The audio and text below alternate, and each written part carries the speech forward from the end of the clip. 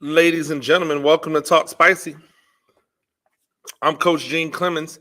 Thank you for joining me wherever you are joining me. Rate the show, comment, agree, disagree, but whatever you do, keep it spicy. 5-star ratings are appreciated. If you're joining me on the YouTube channel, make sure that you like it. Make sure you subscribe. All of the jazz. Appreciate all the people on Twitter that join me every morning. I appreciate all the people on Facebook that join me every morning. The situation with Lamar Jackson is really interesting to me because I believe it is just another way that society has built-in bias against the way in which the black quarterback conducts himself in college and in the pros. Can anybody tell me what Lamar Jackson majored in at Louisville?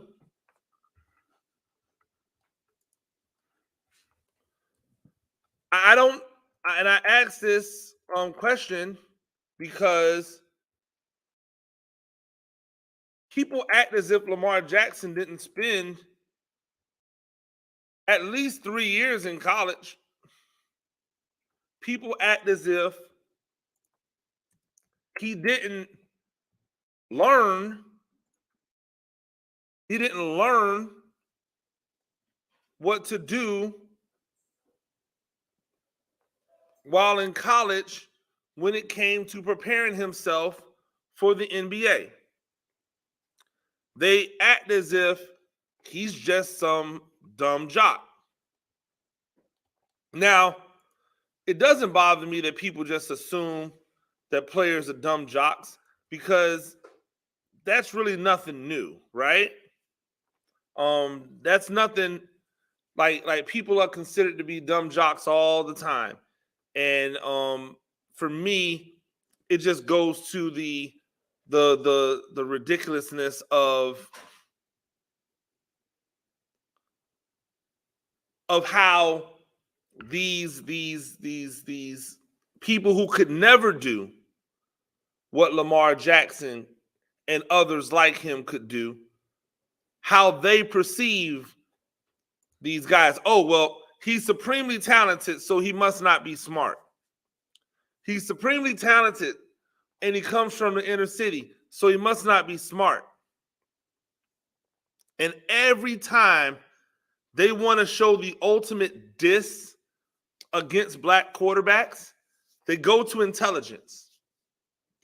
Every time they want to talk about the difference between a black quarterback and their white counterpart, they go to intelligence. They go to intelligence to separate quarterbacks, even when intelligence has no bearing in the argument. It's always intellect. See, people think it's athleticism that separates us, but it doesn't, because we can see that, right? They can't really like talk about arm strength anymore because it's clear now, right? These guys that they keep saying can't throw the ball, we keep seeing them throw the ball. They try to feed us the narrative that Jalen Hurts couldn't throw, that he did not have an NFL caliber arm, and that's why everything was dropping for him. That's what you know why they did that? Because they couldn't say he wasn't athletic enough. They couldn't say he wasn't smart enough. He's a coach's kid, right? He's a coach's kid who started at Alabama for people who really, really do this thing.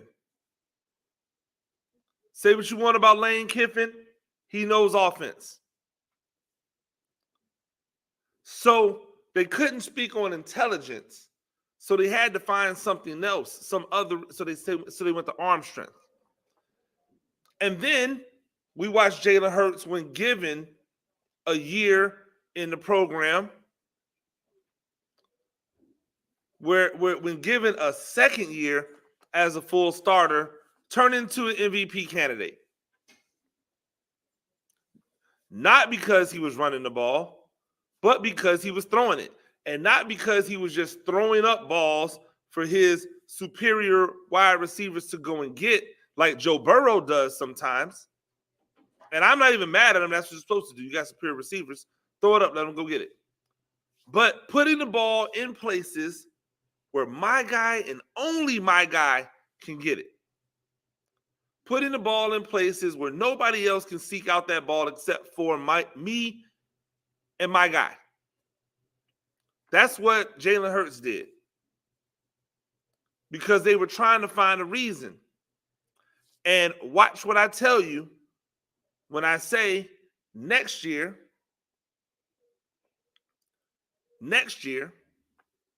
they'll be talking about intelligence again. They'll say that, well, he works in a scheme that doesn't let him have to do a lot of reading. Oh, well, he escapes the pocket too early. He needs to sit in there and go through his progressions. It'll all sound like intelligence to you. It'll all be a question of intelligence. Back to Lamar. Why didn't Lamar get an extension after his third season like his contemporaries do? Why? Because they said they needed to see more. They said they needed to see him mature as a passer after the MVP season. They needed to see him mature as a passer. We're not going to give him any elite level talent at wide receiver, but we need to see him mature as a passer. Think about how this sounds. Name an elite level quarterback who has worse weapons than Lamar Jackson at receiver. I'll wait. Name a quarterback, period, who has worse weapons at wide receiver than Lamar Jackson. And if you say Daniel Jones, I'm going to tell you that Slayton is better than any wide receiver Baltimore has. Now, they have guys who could potentially be better than Slayton, but they can't stay on the field. So can you say he has weapons if the weapons are never on the field? Is Bateman better than Slayton? He could be. I don't know. He doesn't stay on the field. So even if you try to feed me Daniel Jones, I'm going to go, nah, Slayton's out there. And if you don't believe me, watch this contract Slayton gets this offseason. Because the Giants don't value him the way that they should as a legitimate number two, as a grandiose number three. So now Lamar Jackson is in the midst of this contract battle. And it started with, Lamar Jackson deserves to get paid. Because that's how it always starts. It always starts with, hey, the player deserves this. And then somewhere along the lines, when the deal doesn't get done in the speed and the manner in which people believe the deal should be done, their attitude switches. Oh, well, he should be paid, but he can't demand this. He should be paid, but he doesn't deserve that. He should be paid, but if he signs this, then how are they going to get him help? How are they going to make things better for him around there? None of the things that they have ever said to one who is not black. They have never asked, well, if you pay him that much, how are you going to put weapons around him to the white quarterbacks? They just let them sit back, collect their massive checks, and say, that's the cost of doing business. That's what they do. People are out here lobbying for Daniel Jones to get $40+ million.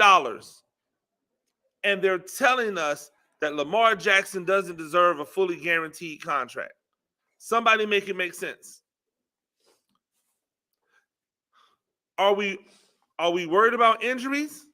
Because Daniel Jones was injured every single year of his career except this one. Burrow has had season-ending injuries, has been beat up in his entire career.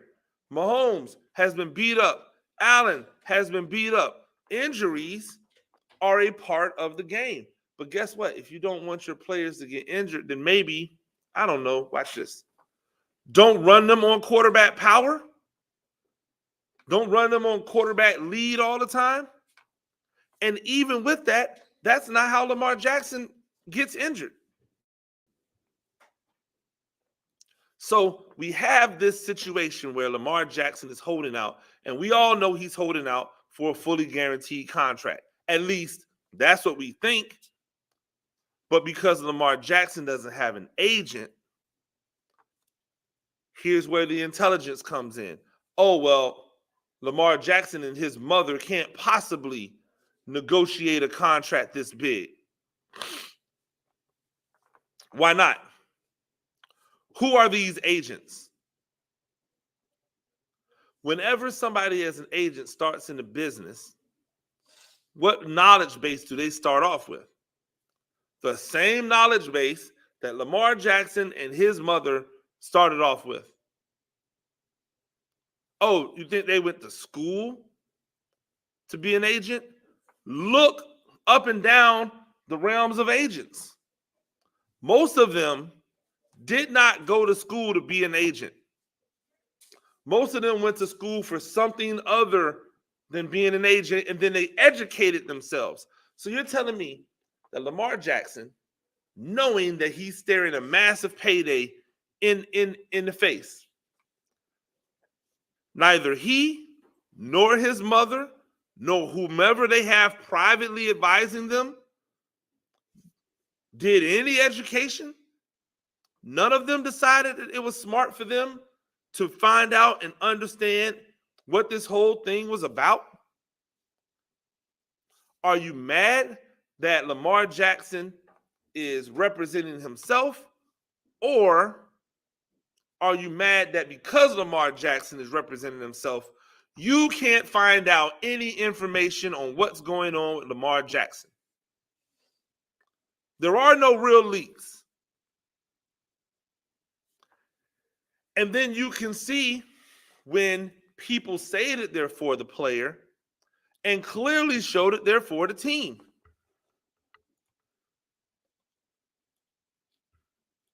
Clearly say they're for the team.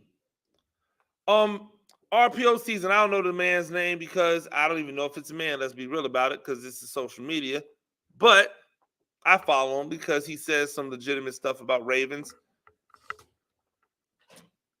And he has completely and totally changed his tune on the Lamar Jackson situation, where he was like, hey, people outside, y'all know what y'all are talking about. This deal's going to get done. Ain't no problems. Blah, blah, blah. Now it's, oh, my God, this is going to be crazy because Lamar's going to look like a fool. Lamar's going to look like a fool when these other quarterbacks sign these non-guaranteed deals. His mama don't know. His mama ain't going to tell him that he looks like an idiot. I don't want to misquote him, so I'm going to tell you exactly what he said. He said, I said his mama ain't going to tell him what an agent who is, not his mommy, will. That he is being an effing idiot, has no clue what he is doing, and he ain't getting a fully guaranteed deal. Mama isn't telling her baby all that. That is a fact, not a shot. No mother would. Clearly, this is a white man. Because a black mother does not sugarcoat it for you when she is talking to you. She might protect you to the outside world. To the outside world, she might say, oh, no, my baby is doing what's best for him, and I support him 100%. But behind closed doors, if Lamar Jackson's mother believed that he was being an idiot and that he didn't know what he was doing, she would have 100% told him that. She, unlike the friends, right? Unlike the friends that people collect over the years, she's not a hanger-on. She's his mother. Whether he's rich or poor, she ain't going nowhere. So she has nothing to lose by telling him, hey, you're being an effing idiot. You need to sign with an agent. How about this, ladies and gentlemen? What Lamar Jackson demands doesn't come out of our pocket. So why should we care? I don't care if the Giants give Daniel Jones $40 million. I don't agree with it, but I don't care. Daniel Jones hasn't signed an extension at the number that people and the team believes he should sign an extension at. Daniel Jones has an agent. Nobody has said to Daniel Jones' agent, oh, you're stupid. Oh, you're an idiot. How dare you hold out for $40 million? You know what they're saying? Oh, Daniel Jones has all the leverage. Daniel Jones, they didn't pick up the fifth-year option on Daniel Jones. So now he's got the gun, and it's a stick-up move. It's a stick-up move. What's the difference between what Daniel Jones is doing and what Lamar Jackson is doing? The only difference is that Daniel Jones has an agent. They even have the audacity to talk about how Lamar Jackson has lost out on contracts because he does not have an agent. That came from Mike Florio. And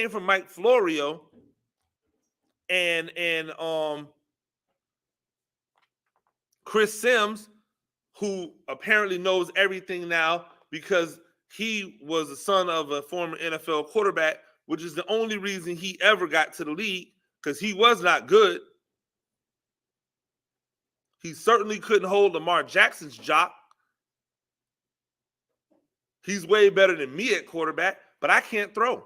So what does that matter? I got homeboys right now that throw the ball better than Chris Sims did. And now he's the authority on what you should and what you should not do. How do they know what Lamar Jackson lost and what he gained? How do they know? And before everybody tells us, oh, well, he's the MVP, of course he has a shoe deal. What shoe deal does Patrick Mahomes have?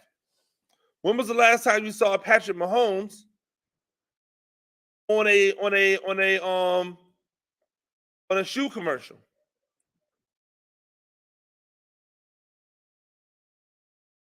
When was the last time you saw Patrick Mahomes on a sneaker commercial?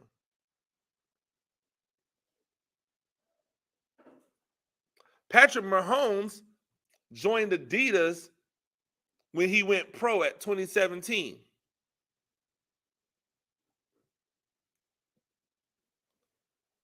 He joined Adidas when he went pro in 2017. Does he have a signature shoe? No. Does Patrick Mahomes have, now that he's going and he's becoming who he is, has he been able to kind of, when was the last time you saw him in a sneaker commercial? I see him wearing stuff. Where's the commercial at? So what are we talking about here? It's not that Lamar Jackson couldn't get a shoe deal. It's that most NFL players do not move the needle in shoes. The last person as a player to move the needle with a pair of sneakers is Michael Vick. Before that, Deion Sanders, maybe. I'm not talking about had a shoe. I'm talking about move the needle with a shoe. So it's not surprising that Lamar Jackson doesn't have a shoe deal or doesn't have a signature shoe deal, because I'm sure he's getting money from a shoe company. But it's just another way to talk about intelligence. Let's make him sound dumb. Let's make him sound like he don't know what he's doing. Ladies and gentlemen, here's what's going to happen. I'm predicting now. Lamar Jackson is going to ask for guaranteed contracts. If they don't want to give him a guaranteed contract, they're going to franchise tag him. He wins. He wins. How is this any different than what Kirk Cousins did to Washington years back? Franchise tag, then went somewhere else in free agency and stuck them up for money and has stuck them up another 2 times. Kirk Cousins can't hold Lamar Jackson's jockstrap. What makes Kirk Cousins' thing so smart but Lamar so stupid?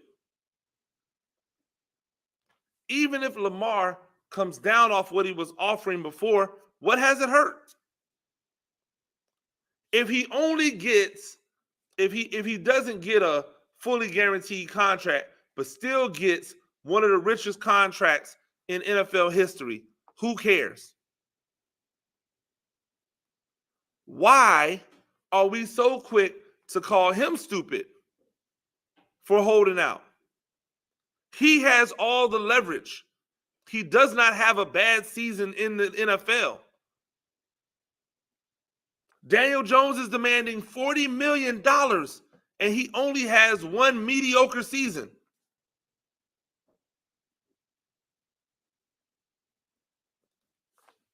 You tell me, where does that make sense at? Show me why that's not an agenda. Show me why that's not that racial bias that we talk about at the quarterback position. The way in which we shape the narratives behind these players say everything about how we expect them to behave. For the white quarterbacks, it's get all the money you can. For the black quarterbacks, is you should be thankful for the money that we're giving you.